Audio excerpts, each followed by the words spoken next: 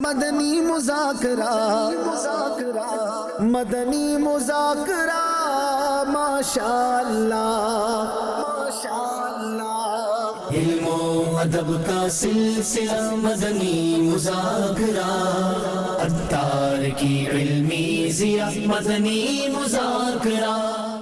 الحمدللہ رب العالمین والصلاة والسلام علی خاتم النبیین، اما بعد فاعوذ باللہ من الشیطان الرجیم، بسم اللہ الرحمن الرحیم، الصلاة والسلام علیک یا رسول اللہ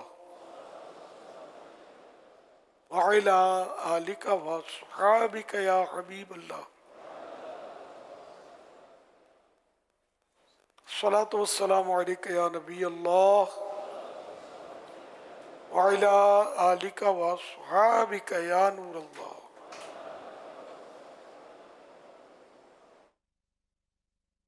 نویت سنت الاعتکاف، اعتکاف کی نیت کر لیجئے۔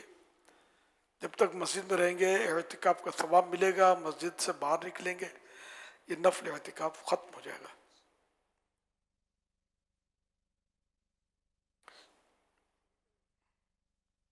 یاد رکھیے مسجد میں کھانا پینا، سونا، سحری، افطار، آب زمزم شریف پینا، دم کیا پانی پینا، نیاز کرنا وغیرہ اسی صورت میں جائز ہوتا ہے کہ اعتکاف کی نیت کی ہو۔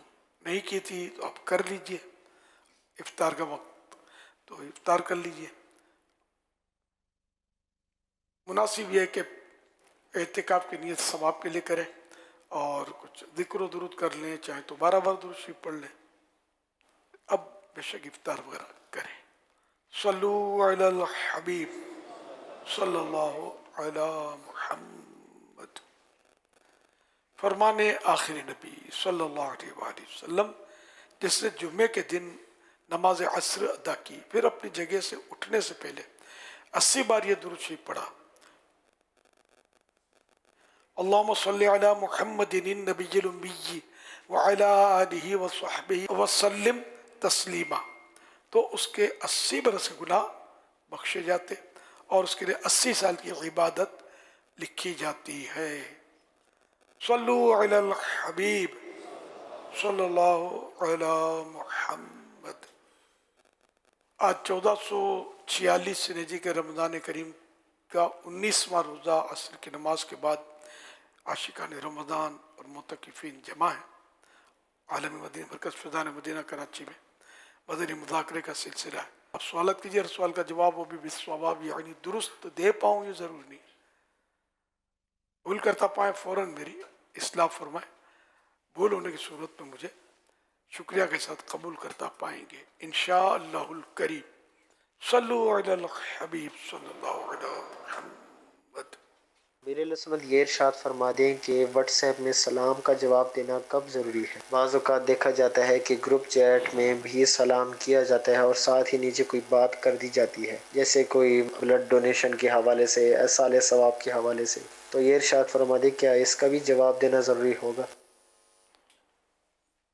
واٹس ایپ میں سلام سے ملاقات مفہوم ہوتی ہو، جیسے کہ غالباً طبیعت پوچھی، ہیں مثالیں میرے پاس اس وقت ذہن سے نکل گئی ہیں، لکھی ہیں میں نے مثالیں کہ کب یعنی کہ جواب دینا واجب ہوگا اور کب نہیں ہوگا۔ تو جیسے یہ جو 2-3 باتیں بتائیں نا، بلڈ ڈونیشن کے لیے اعلان کیا، یا جیسے کہ بیان کرنے کے لیے جو بعض اوقات وہ کلپ بناتے ہیں اپنا، یا اس طرح وہ سلام کرتے ہیں ناظرین السلام علیکم، ان کے جواب واجب نہیں ہوتے کیونکہ یہاں یہ ملاقات مقصود نہیں ہوتی۔ اس طرح جیسے فزیکلی بھی سوال کرنے کے لیے آیا کوئی عالم سے، تو عالم پر جواب واجب نہیں ہوگا جب سلام کرے گا، یہ کہ یہ ملنے نہیں آیا، سلام کرنے، یہ سوال کرنے آیا۔ اب ضمناً اس سے سلام کیا، اچھا کیا، جواب دینا چاہیے، اچھی بات ہے، ثواب کا کام ہے، نہ دیا تو گناہ گار نہیں ہے کہ واجب نہیں ہے اس پر، اور دے دینا چاہیے، ورنہ لوگ بدگمانی کریں گے کہ مولانا جواب ہی نہیں دیتا، یہ بدزن ہوں گے لوگ ان کے اپنے علم کی کمی کی وجہ سے۔ تو ان کو گناہ سے بچانے کے لیے بھی جواب دینا چاہیے۔ تو اسی طرح کوئی بھکاری آیا اس نے سلام کیا تو اس کے بھی جواب واجب نہیں ہے. اور بھی بعض لوگ کسی کام کے لیے آتے ہیں, ذرا وہ دے دینا, یہ رکھ دینا, اس کا کیا ہوا تو کر کے یہ اس طرح آتے جاتے ہیں, تو یہ سلام تحیت نہیں کہلاتا, ملاقات کا سلام تحیت بنے, تو یہ بھی اس پر بھی جواب واجب نہیں ہوتا.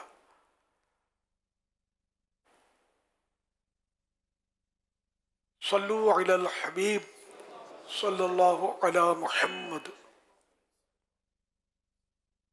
امیر اہل سنت کی بارگاہ میں یہ عرض ہے کہ میرے چچا ہیں, ان کا ایک گردہ خراب ہو گیا تھا, وہ ڈاکٹر نے نکال دیا ہے. ایک بار انہوں نے روزہ رکھا تو ان کو شدید درد پڑا اس سائڈ میں, اب وہ روزہ نہیں رکھتے, شرعی رہنمائی فرمائے, روزہ رکھیں یا اس کے بدلے میں فدیہ دیں. اللہ کریم آپ کے چچا جان کو شفا کلی عطا فرمائے, رحمت کی نظر کرے, صبر عطا فرمائے. اس میں یہ کہ یہ ابھی مطلب ہیں, یعنی یہ بیماری میں ہی آئے گا گردہ, اس میں فدیے کا تو صرف شیخ فانی کے لیے لکھا ہے کہ ایسا بوڑھا کہ بڑھاپے کی وجہ سے اب ایسا کمزور ہو گیا کہ روزہ رکھنے کی نہ اب طاقت ہے نہ آئندہ طاقت آئے گی.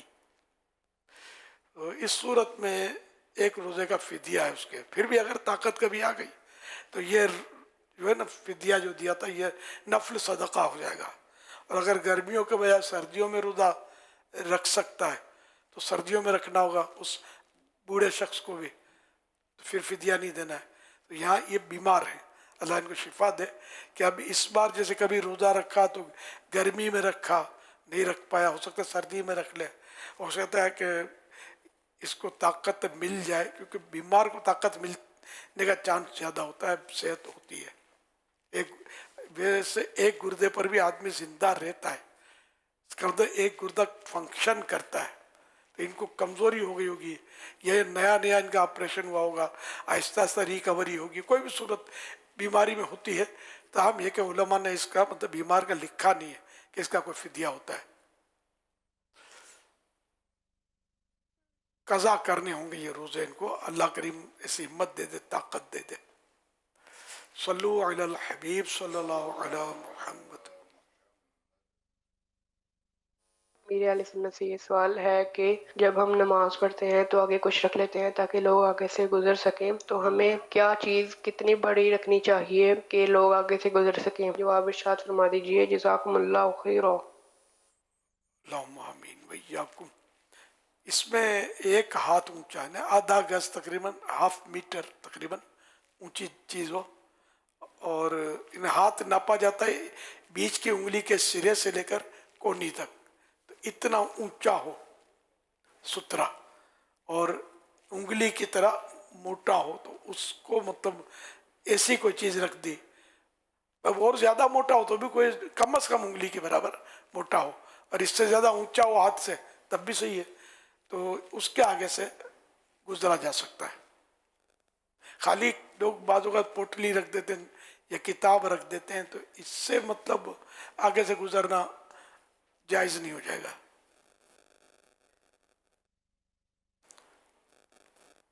صلو علی الحبیب صلی اللہ علی محمد. یہ سوشل میڈیا کے چند سوالات ہیں. خواتین جب کپڑے وغیرہ دھوتی ہیں تو صابن یا سرف کے چھینٹے پڑ جاتے ہیں, کیا ان کپڑوں سے نماز ہو جائے گی؟ اگر کپڑے پاک ہیں اور اس کے چھینٹے اڑتے ہیں تو کوئی حرج نہیں ہے. فیصل نوید لاہور, کیا روزے کی حالت میں دانت نکلوا سکتے ہیں؟ روزے کی حالت میں دانت نہ نکلوایا جائے کہ خون نکلتا ہے, اور نکلتا ہے ٹھیک ٹھاک نکلتا ہے بعض اوقات, تو اس کو حلق سے بچانا بہت مشکل ہو جائے گا, اس لیے رات کو نکلوایا جاتا دانت. احتشام کھپڑوں سے, سوال یہ ہے کہ نماز میں سجدہ سہو کرنے کے لیے تحیات پوری یا یقوم الحساب تک پڑھیں, یا پھر اشہد ان لا الہ الا اللہ و اشہد ان محمد عبدہ و رسولہ تک پڑھ کر دائیں جانب سلام پھیر کر سجدہ سہو کریں؟ عبدہ و رسولہ تک پڑھ لیا تو یہ اب سجدہ سہو کے لیے سلام پھیرا جا سکتا ہے. بہتر ہے کہ درود شریف پڑھ کے سلام پھیرے, اور اب یعنی سجدہ سہو میں التحیات کے بعد درود شریف بھی پڑھے, یہ بہتر ہے, ورنہ عبدہ و رسولہ تک بھی پڑھ کر سلام پھیر کر کیا جا سکتا ہے سجدہ سہو. लियाकत, क्या ज़कात निकालने के लिए हर माल पर अलग से साल गुजरना ज़रूरी है?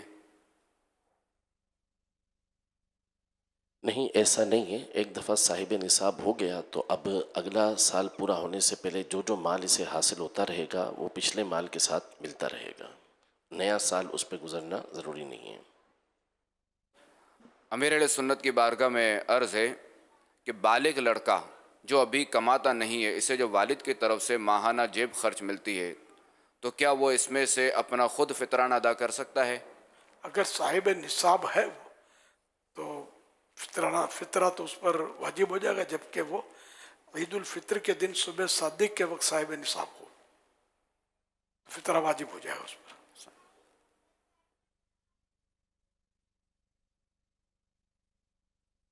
जेब खर्ची मिलती है अगर, तो आमतौर पर जेब खर्ची इतनी नहीं होती कि इसमें वो इंसान साहिब निसाब हो जाए। सल्लु अलल हबीब सल्लल्लाहु अलैहि मोहम्मद। मैं मरियम तारिया सिन्हा से बात कर रही हूँ। प्यारे प्यारे अमीर अहले सुन्नत, क्या दीन इस्लाम में बच्चों के भी हुकूक है? क्या दीन इस्लाम में क्यों नहीं है? बच्चों के भी हुकूक हैं, बड़ों के भी हुकूक हैं, मियाँ के हुकूक, बीवी के हुकूक, गैर मुस्लिमों के भी हुकूक हैं, सब के हुकूक हैं। वल्लाहु तआला अअलम व रसूलुहु अअलम। अज़्ज़ व जल्ल व सल्लल्लाहु तआला अलैहि व आलिहि वसल्लम। सल्लु अलल हबीब सल्लल्लाहु अलैहि मुहम्मद। मेरी अहलिया के पास सोना और चांदी इतना है कि उसके ऊपर ज़कात फ़र्ज हो जाए, लेकिन रकम कुछ भी नहीं है। क्या उस पर ज़कात निकालना फ़र्ज होगा? मेरे और मेरे वालिदैन के लिए बेहिसाब मग़फ़िरत की दुआ फरमा दे। ज़कात सिर्फ करेंसी पर नहीं लगती। अगर सोना चांदी आप बता दें उसके ऊपर इतना है उसके पास कि वो ज़कात का निसाब बन जाती है, तो बिल्कुल ज़कात तो फ़र्ज होगी शराइत पाई जाने की सूरत में। सल्लु अलल हबीब सल्लल्लाहु अलैहि वसल्लम। इसमें ये मशवरा दिया जा सकता है कि जो आपके पास सोना या चांदी है, जो आपके पास रखा हुआ है, जिस पर आपका ज़कात फ़र्ज़ हो रही है, जो खुद कह रहे हैं, तो उसमें से कोई इतना सा सामान निकाल लें। जैसे मिसाल अगर 5 लाख की ज़कात फ़र्ज़ हुई है, तो उसमें से कोई इतनी चीज़ निकाल लें जिसकी मालियत 5 लाख बनती है, तो वो 5 लाख की चीज़ सोने वो ज़कात में दे दे, जो 5 लाख का कैश ज़कात में दे दे, क्योंकि उसमें ये सोना चांदी है ही कैश। असल देखा जाए तो ये तो है तो कैश ही, सामान असली है। तो अब ये कोई कहे कि मेरे पास की करेंसी है, मेरे पास की नोटें नहीं हैं, कागज़ की नोटें नहीं है कि मैं दे सकूं, तो ये इतना बड़ा मतलब कि सोने का गट्ठा जो है वो मतलब कि वो माल ही तो है। तो इसमें औरतें भी इसी तरह करती हैं कि हमारे पास पैसे थोड़ी हैं कि हम अपने सोने की ज़कात दे सकें। तो भाई एक बाली बेच दो, एक अंगूठी बेच दो, एक कोई सी चीज़ बेच दें, तो आपके पास इतने पैसे आ जाएंगे। या तो उसी कीमत की ज़कात दे दें कि अगर वैल्यू अगर उसकी आपकी ज़कात जितनी है, या उसका कैश लेकर आप कैश ज़कात में दे दें। तो ये पॉसिबिलिटी है या नहीं? हाँ, सोना भी दे सकते हैं, चांदी भी दे सकते हैं, बेचकर रकम करके भी जो भी निसाब के हिसाब से बनता है 2.5% देना तो होगा। माल दे सकते हैं, कपड़े दे सकते हैं, अनाज दे सकते हैं। ज़कात में करेंसी देना ज़रूरी नहीं है। कई लोग ऐसे होते हैं जिनके पास प्रॉपर्टी के काम होते हैं, तो उनके पास प्लॉट्स होते हैं, इनकी फाइलें होती हैं, तो वो अपनी फाइलें जो होती हैं उनके पास कैश नहीं होता, उनके पास ये प्लॉट्स पड़े हुए बेचने के लिए, तो वो उस फाइलें जो होती है वो उसकी जो करंट वैल्यू होती है, जो लेने वाले होते हैं वो उसके हिसाब से फाइलें दे देते हैं, ये प्लॉट दे देते हैं, भाई ये हमने ज़कात में दे दिया। तो जिसको ज़कात निकालनी है उसके बाद ज़कात निकालने के लिए तो रास्ते तो मौजूद उमूमन होते हैं।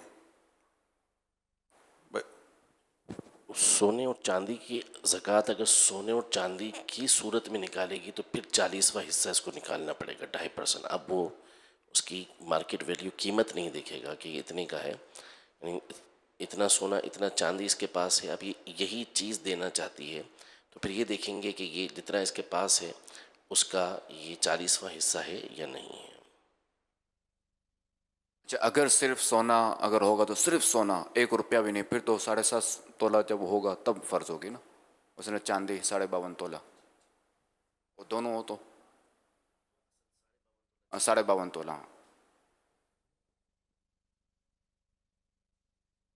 امیر اہل سنت کی بارگاہ میں سوال عرض یہ ہے کہ جیسے کہ حدیث مبارکہ کا مفہوم بھی ہے کہ جب کوئی بندہ کھانا کھاتے وقت بسم اللہ شریف نہ پڑھے تو شیطان اس کے ساتھ کھانا کھانے میں شامل ہو جاتا ہے، تو کیا رمضان شریف کے اندر اگر کوئی بندہ کھانا کھاتے وقت بسم اللہ شریف نہیں پڑھتا تو کیا شیطان اس کے ساتھ شامل ہو جائے گا، جبکہ رمضان شریف میں شیطان تو قید ہوتا ہے؟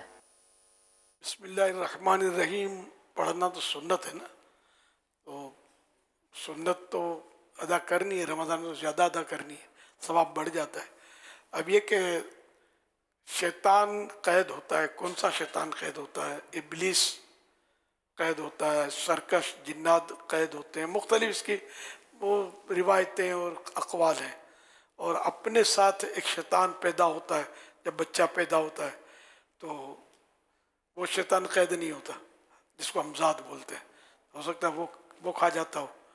اب اس میں یہ کبھی صراحت مجھے پڑھنا یاد نہیں پڑتی کہ یہ وہی ابلیس جو بڑا شیطان ہے سب سے، جس نے سجدے کا انکار کیا تھا، اور جس کو اللہ پاک نے، جس کا قرآن کریم میں ذکر ہے کان من الکافرین، وہ کافروں سے ہو گیا، اور لعنتی لا یوم الدین، ہمیشہ کے لیے اس کو لعنت کا توق ڈال دیا گیا کہ آیا وہی کھا لیتا ہے یا کون سا شیطان کھاتا ہے؟ وہ بھی کھاتا ہو تو قیدی کو کھانا تو ملتا ہی ہے، اور شیطان قیدی کو کھانا تو ملتا ہی ہے نا، قیدی کو کھانا تو ملتا ہے، اچھا یوں نہیں، مگر وہ بسم اللہ نہ پڑھو تو کھا لیتا، تو کہ قید سے چھوٹ کر آ جاتا ہے کہ غالب اکثریت تو بسم اللہ نہیں پڑھتی، غیر مسلم کو بسم اللہ پڑھنے سے کیا تعلق ہے؟ اگرچہ کہ اس کے روایت کے اوپر، سند کے اوپر سخت کلام ہے، لیکن وہ روایت تو موجود ہے، پرانی والی فیضان سنت میں بھی تھی، وہ شیطان، مومن کا شیطان اور کافر کا شیطان آپس میں ملاقات ہوتی ہے کھانے پینے، تو اس سے یہی ہے کہ جو اس کے ساتھ ہوتا ہے وہ کھاتا پیتا ہے اس سے۔ جی جی۔ میں محمد صدیق اتاری عرب شریف سے۔ آج کل کی نوجوان نسل رمضان کے علاوہ یہ رمضان میں دیر تک جاگتی ہے اور صبح دیر سے اٹھتی ہے، اس معاملے بتائیں دیر سے جاگنے میں اور صبح دیر سے اٹھنے میں کیا نقصانات ہیں، اس معاملے میں کچھ ارشاد فرمائیں۔ اصل ہر جگہ جاگنے کا رواج نہیں ہوتا ہے، ایک تو یہ بڑے شہروں کے بعض علاقے ہوتے ہیں اس میں جاگنے کے کچھ لوگ جاگتے ہیں، سب پھر بھی نہیں جاگتے، اور گاؤں گوٹھوں میں دیہاتوں میں جاگنے کا اتنا نہیں ہوتا رجحان، جن کو صبح کام دھندے کرنے ہوتے ہیں، تو یہ مختلف اقوام میں یہ ہے، دنیا بھر میں بھی یہ جاگنے کا رواج ہو یہ ضروری نہیں ہے۔ تاہم یہ کہ سب سے بڑا پرابلم یہ ہے کہ جاگنے میں ہمارے یہاں کرکٹ کے میچ کھیلتے ہیں لوگ، بتیاں لگاتے ہیں اور رات کو ہو سکسر چوکے اور چھکے لگا رہے ہوتے ہیں، اور نہ سوتے ہیں نہ سونے دیتے ہیں، اور لوگوں کو مطلب جو پریشان کرتے ہیں نا، یہ سب سے بڑا میں نے تکلیف دے اس میں یہ نوٹ کیا ہے اور سنا ہے کہ مطلب یہ بہت بڑھ چکا ہے یہ کلچر اب گلی محلے میں کھیلنے کا۔ خیر گلی محلے میں پہلے بھی کھیلتے تھے، ہم جب چھوٹے تھے جب بھی ہم نے دیکھا تھا کھیلتے تھے، تو اب ہو سکتا ہے بڑھ گیا ہو یا ہو سکتا ہے گھٹ گیا ہو، سوشل میڈیا نے اس میں کوئی شیئر کر لیا ہو اپنا مصروف کر کے، سوشل میڈیا میں جو مصروف ہوگا وہ کھیلے گا نہیں، تو اب اللہ بہتر جانے، اب گلی محلوں میں جانے کا مجھے تو موقع ملتا نہیں ہے،